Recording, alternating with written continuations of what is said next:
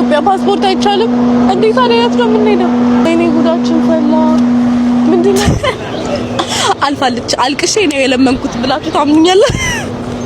የኢትዮጵያ ፓስፖርት በዚህ በኩል ሲመጣ የመጀመሪያው ነው። ሁልጊዜ በኤርፖርቱ በኩል ነው ብለው ነበር፣ ግን በስተመጨረሻ በጮኸ ቁጥር ብርግግ እያልኩ ነው። ኤኒዌይስ $40 ከፍለን አልፈናል። ስለዚህ ኢትዮጵያኖች በዚህ በኩል ብትመጡ ታልፋላችሁ፣ ምንም ችግር የለውም። ወዳችኋለሁ። ቬንቲያን ላኦ ገብተናል። We caught 500 in Laos mobile.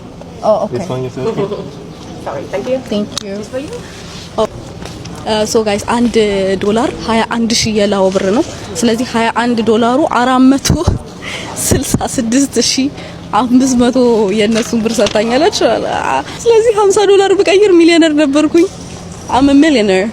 Hello, I'm a millionaire. ሶ ሲም ካርድ ልናወጣ ነው። የሲም ካርድ ዋጋ $3 አካባቢ ነው። 60,000 የነሱ ብር ነው። ሱቅ መጣችሁ 1.28 ኢንች ዌቭ እና ትገዙበት ነበር።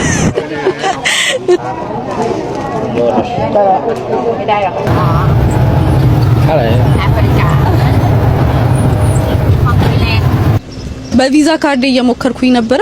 አክቹሊ የዱባይ ካርድ ነው የኢትዮጵያ ራሱ አይደለምና አልሰራም ማለት እኔ ከቬንቲያን የምንሄደው ወደ ቦቲን ነው። ምክንያቱም ቦቲን ቅርብ ናት ለቻይና።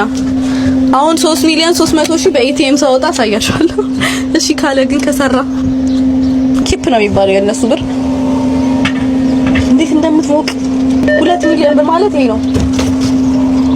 ቪትስ አንድ ቪትስ እና አንድ ባጃጅ ከላኦ ቻይና 3 ሚሊዮን 3 እንዴ አልሞትንም። እኛ ሀገር እንዴ አልሞትንም እንዴ። አሁን እቺ መኪና ስንት ሆናለች? 50 ሚሊዮን። እኔ 50 ሚሊዮን ቢኖረኝ እንዴት አድርጌ እንደማስተዳድረው አሳየ ነበር። እኔ እኮ የኢትዮጵያ ብር እኮ መሃን ሆኖብኝ እኮ ነው እንዴ መከራዬን ይበላ።